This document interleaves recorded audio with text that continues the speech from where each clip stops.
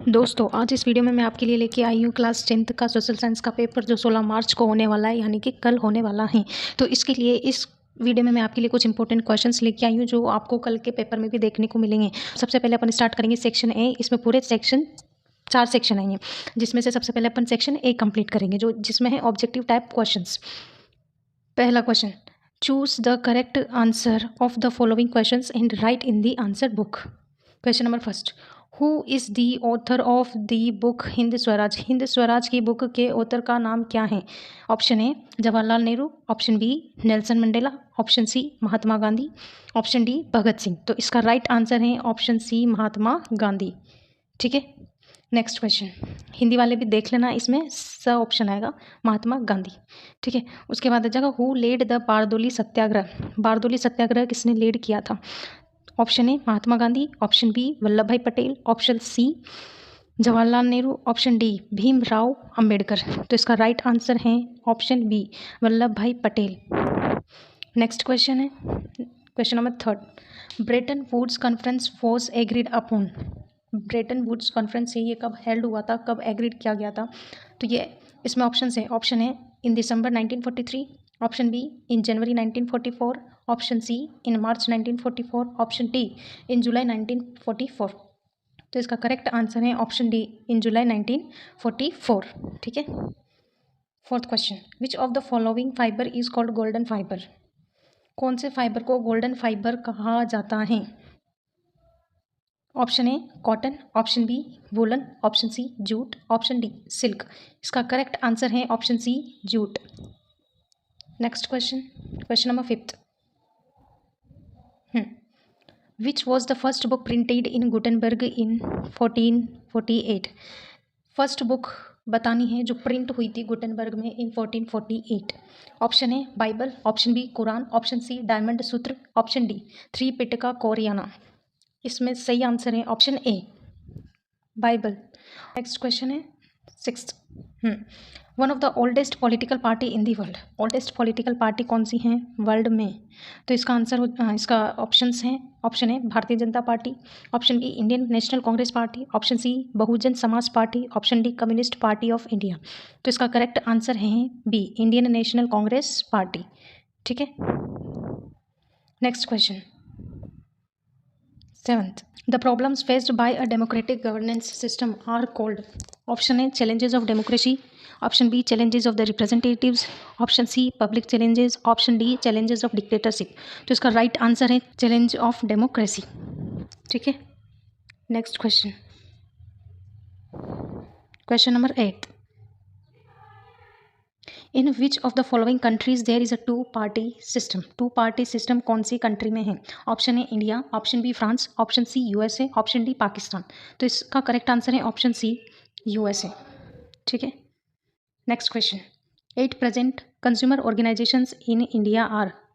Present time पे consumer organisations कितने हैं? Option A 20 to 25, option B more than 2000, option C 100, option D 1000। तो इसका करेक्ट आंसर है मोर देन 2000, ऑप्शन बी इसका करेक्ट आंसर है। Next question, question number 10th, formal sources of credit don't include. Formal sources में जो include नहीं है, bank, option है bank, cooperative society, self help group, landlord. तो इसका करेक्ट आंसर है option D landlord. Next question, which of the following industries uses lime stone as a raw material. कौन सी इंडस्ट्री लाइम स्टोन को as a raw material use करती हैं? Option है aluminium, option B plastic, option C cement और option D motor vehicle. तो इसका correct answer हो जाएगा option C cement. Next, the process by which the government removes obstacles और hindrances. एक process by which the government remove करती है obstacle hindrances is known as, उसे क्या कहा जाता है?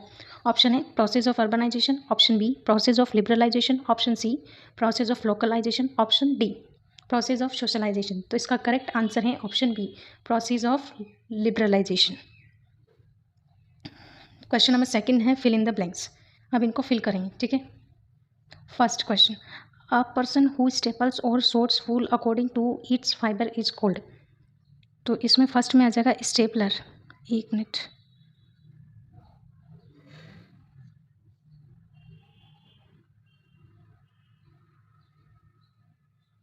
इसे स्टेपलर बोलते हैं, ठीक है।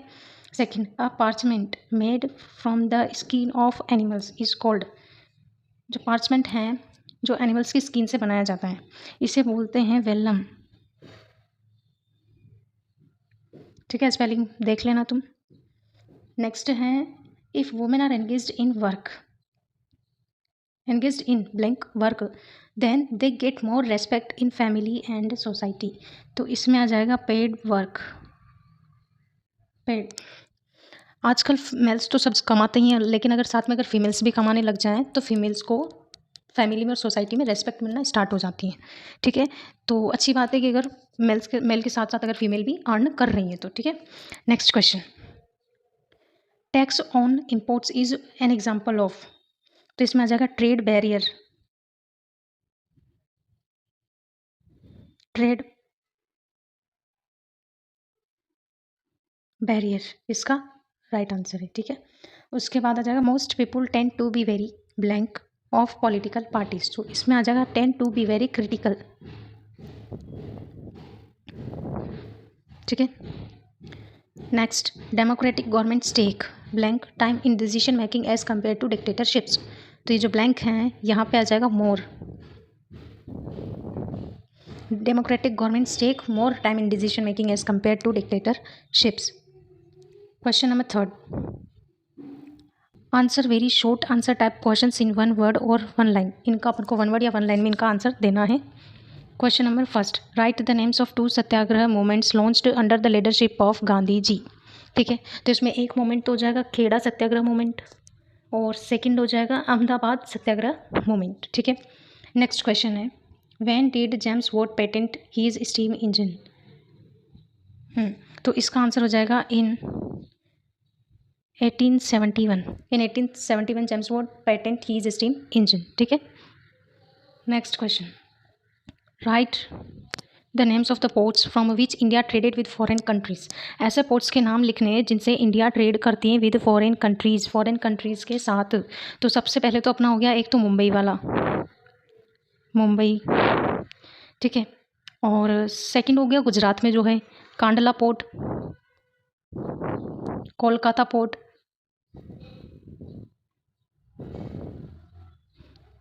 ठीक है, विशाखापट्टनम पोर्ट,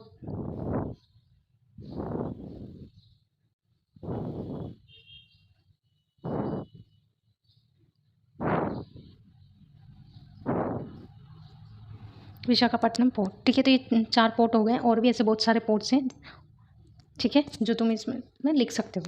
नेक्स्ट क्वेश्चन है, what system of governance does Belgium currently have, what system of governance, कौन सा सिस्टम ऑफ गवर्नेंस है जो बेल्जियम में अभी है, ठीक है। तो इसमें आ जाएगा federal system of governance. Next question, what is meant by feminist movement, feminist movement start किया गया था वुमेन्स को राइट्स पावर अपॉर्चुनिटीज़ दिलवाने के लिए। जितने राइट्स पावर्स और अपॉर्चुनिटीज़ हैं वो मेन को मिल रहे हैं, उतने ही इक्वली राइट्स एक वुमेन को भी मिले, उतनी अपॉर्चुनिटीज़ मिले, उतनी पावर मिले जितनी एक मैन को मिल रही है। तो मैन को ये सब पावर अपॉर्चुनिटीज़ राइट्स दिलवाने के लिए फेमिनिस्ट मूवमेंट स्टार्ट किया गया था, ठीक है। Next question, what is a regional political party, regional political party क्या है, इसका आंसर है parties that are present in only one of the federal units is known as regional political party, ठीक है। Next question, why is tertiary sector called service sector, tertiary sector को service sector क्यों बोला जाता है, क्योंकि tertiary sector में अपन क्या प्रोवाइड करवाते हैं, सर्विस प्रोवाइड करवाते हैं। कौन कौन सी सर्विस, जैसे कि ट्रांसपोर्ट, कम्युनिकेशन, बैंकिंग, इंश्योरेंस, इन सब की सर्विस प्रोवाइड करवाते हैं, इसीलिए टर्शियरी सेक्टर को सर्विस सेक्टर भी बोला जाता है। ये आपको इसमें लिखना है, ठीक है। Next question, what is an investment, investment क्या है।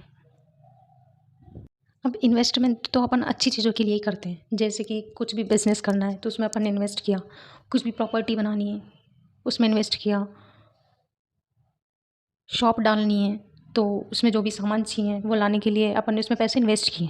तो कहने का मतलब ये है कि मनी को अपन स्पेंड करते हैं कुछ भी बिल्डिंग वगैरह लेने के लिए, खेत वगैरह, लैंड वगैरह लेने के लिए, ज़मीन वगैरह लेने के लिए। तो जो अपन स्पेंड करते हैं मनी को, उसी को इन्वेस्टमेंट कहते हैं। लेकिन इन्वेस्टमेंट हमेशा अच्छी चीज़ों के लिए होना चाहिए, बुरी चीज़ों के लिए इन्वेस्टमेंट नहीं होना चाहिए, ठीक है। तो व्हाट इज़ एन इन्वेस्टमेंट, तो इसका करेक्ट आंसर ये होगा, money that is spend to buy assets such as land, building and other equipments is called investment, ठीक है। Next question, define ecosystem. अब इकोसिस्टम क्या है? Human and other living beings together form a complex system is called ecosystem. तब humans and other living beings का मतलब है जैसे कि एनिमल्स, इंसेक्ट्स वगैरह, ये प्लांट्स वगैरह हैं, ये सारी किस में आ जाते हैं? अदर लिविंग बींग्स में आ जाते हैं। तो human and other living beings together form a complex system is called ecosystem. इसी को क्या कहते हैं अपन? इकोसिस्टम कहते हैं।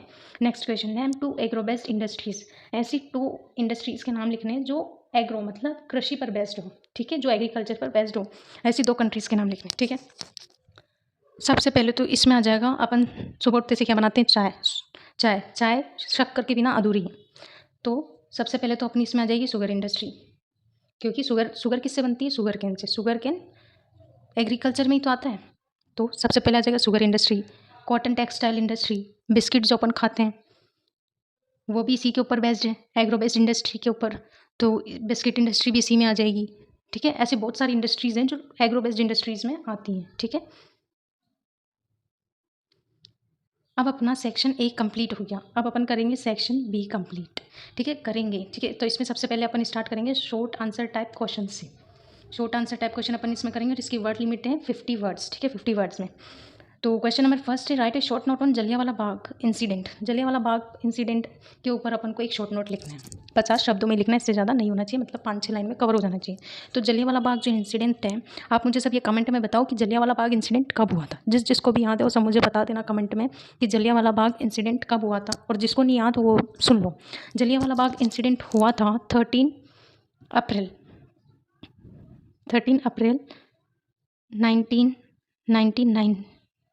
1919 को हुआ था, ठीक है। ये याद रख लेना सब।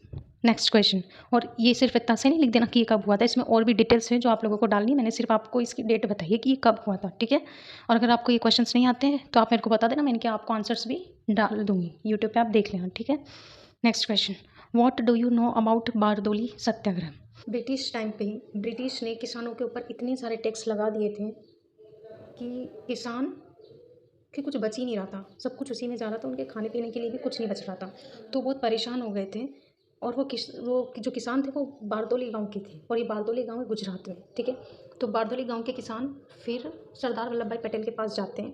फिर सरदार वल्लभ भाई पटेल को वो पूरी अपनी राम कहानी सुनाते हैं कि हमारे साथ ये हो रहा है, इतने टैक्सेस हैं, हम नहीं दे पा रहे। तो उन टैक्सों के विरोध में बारदोली सत्याग्रह स्टार्ट किया गया under the leadership of Sardar Vallabh भाई पटेल इन 1928 में ये स्टार्ट हुआ था, 1928 में under the leadership of Sardar Vallabh भाई पटेल, ठीक है। Next question, mention any 2 differences between endangered and extinct species. सबसे पहले तो अपन ये जानेंगे कि एंडेंजर्ड और एक्सटिंक्ट स्पीसीज़ होती है, ठीक है। एंडेंजर्ड स्पीसीज़ वो होती हैं कि जो अभी तो हैं but they are in danger of extinction, मतलब वो फ्यूचर में एक्सटिंक्ट हो जाएगी, वो दिखाई नहीं देगी अगर उन्हें प्रोटेक्ट नहीं किया गया। तो वो सारी एंडेंजर्ड स्पीसीज़ के अंदर आती है। अब ऐसी कौन कौन सी स्पीसीज़ हैं जो एंडेंजर्ड स्पीसीज़ हैं, मतलब जो एक्सटिंक्ट होने वाली, लुप्त होने वाली है, जो फ्यूचर में दिखाई नहीं देगी अगर उन्हें प्रोटेक्ट नहीं किया गया। तो इसके अंदर आता है जैसे कि black bug, crocodile, Indian tailed macaque, Indian rhino, ये सब एंडेंजर्ड स्पीसीज़ के एग्जाम्पल्स हैं। सेकंड है एक्सटिंक्ट स्पीसीज। एक्सटिंक्ट स्पीसीज क्या होती है? जो एक्सटिंक्ट हो चुकी है, मतलब अब वो अपन को अर्थ पे नहीं दिखती, मतलब वो एक्सटिंक्ट हो चुकी है, अब वो अपन को नहीं दिखाई देगी, इन फ्यूचर भी वो नहीं दिखाई देगी, वो खत्म हो चुकी है, वही एक्सटिंक्ट स्पीसीज होती है। अब एक्सटिंक्ट स्पीसीज में जैसे कि एशियाटिक चित्ता हो गया, पिंक हेड डक हो गया, ये स्पीसीज है जो पहले एक टाइम पे दिखाई देती थी। जैसे कि डायनासोर के बारे में पहले हुआ करते थे, लेकिन अब नहीं है, तो ये एक्सटिंक्ट हो चुके हैं, गायब हो चुके हैं, लुप्त हो चुके हैं। तो ये एक्सटिंक्ट स्पीसीज हैं, ठीक है। तो इसके ये 2 ही डिफरेंसेस लिख सकते हैं एग्जाम में, ठीक है। Next question, what do you mean bye secular state. एक ऐसा स्टेट जिसका खुद का कोई रिलीजन नहीं है और उसके सिटीजन्स को फ्रीडम होती है कि वो कोई सा भी रिलीजन अडॉप्ट कर सकते हैं जो उन्हें पसंद है, जैसे कि जैनिज्म, बुद्धिज्म, इस्लामिक, हिंदुइज्म, कोई सा भी रिलीजन जो उन्हें पसंद है वो उससे अडप्ट कर सकते हैं। उन्हें बिल्कुल फ्रीडम होती है अपने हिसाब से अपने रिलीजन चूज़ करने की, ठीक है। और उनके साथ कोई डिस्क्रिमिनेट नहीं होता on the basis of religion. इसी को अपन बोलते हैं सेक्युलर स्टेट, ठीक है। Next question, who does the work of issuing currency in India, यहाँ पे लिख लेना इन इंडिया, ठीक है।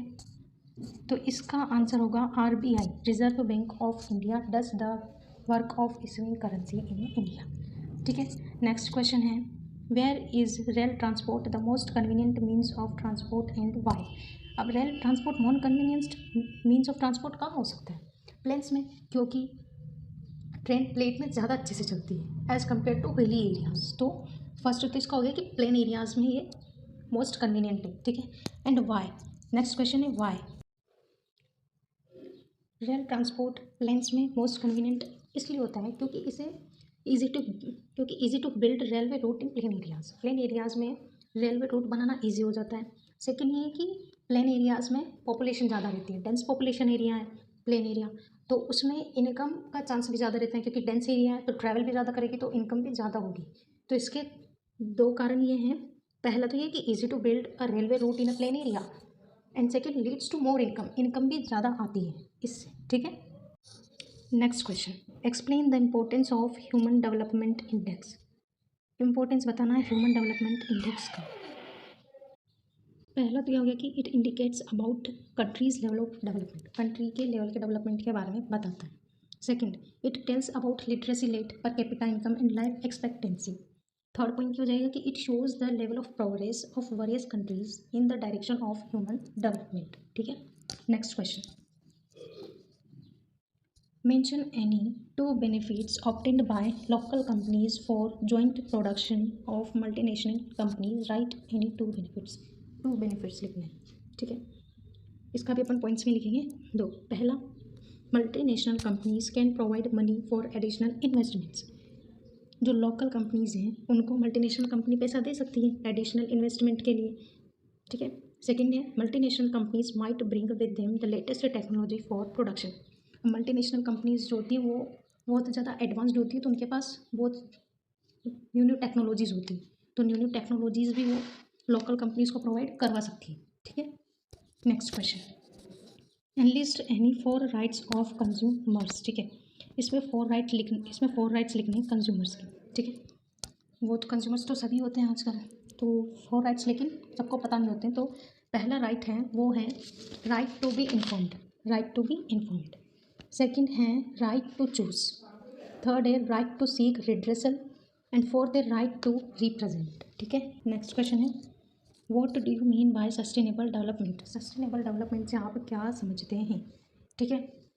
The sustainable use of natural resources so that they can be safe for future generation is called sustainable development, like water, minerals, fuels etcetera, ठीक है। Next question, define rain water harvesting system.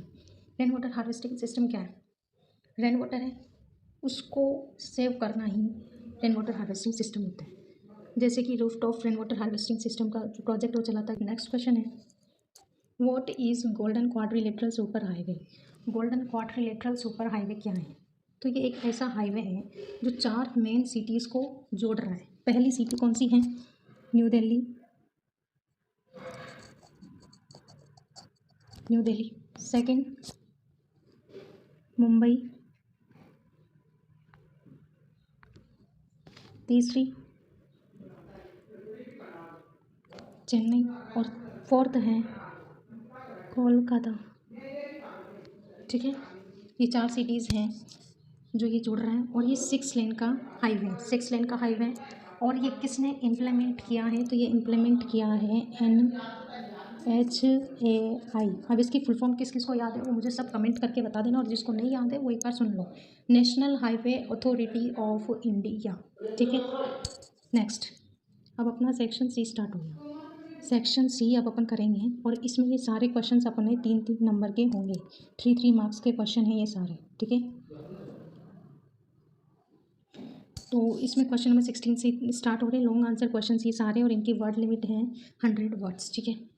Question number 16, distinguish between rabi and kharif crop. अब इसमें रबी and kharif crop के बारे में बताना है, ठीक है। और इसमें ऑप्शन भी मिलेंगे और भी हैं, तो इन दोनों में से एक करना है, ठीक है। What do you know about Bhoodan and Gramdan. Bhoodan और ग्रामदान के बारे में आप क्या जानते हैं, इन दोनों में से एक करना है, ठीक है।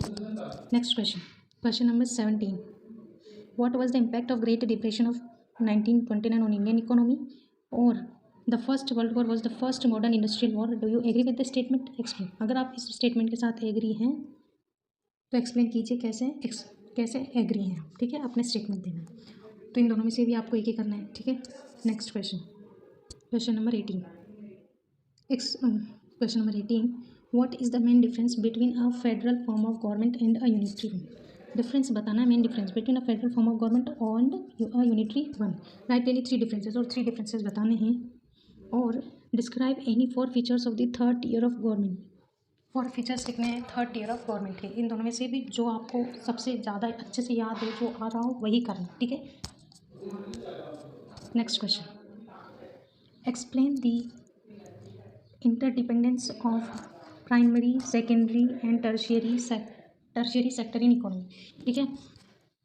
एक तो ये है, और में दूसरा भी है, explain the objectives of implementing the MNREGA 2005, ठीक है। इन दोनों में से एक करना है, जो अच्छे से आ रहा हो वही करना। मनरेगा की फुल फॉर्म मैं नहीं बताऊँगी, इसलिए मुझे सब कमेंट करके बताना, ठीक है। नेक्स्ट क्वेश्चन, हाँ, अब आ जाएगा अपना सेक्शन डी। सेक्शन डी पे अपन पहुंच चुके हैं, और ये अपना लास्ट है। इसके बाद क्लास भी ओवर हो जाएगी और पेपर भी ख़त्म हो जाएगा, इसके बाद एंड है, ठीक है। तो इसमें ऐसे टाइप क्वेश्चन है और इनकी वर्ड लिमिट है 200 से 250 वर्ड्स तक, ठीक है। Question number 20, what are self help groups, how do they function, explain in detail में बताना है।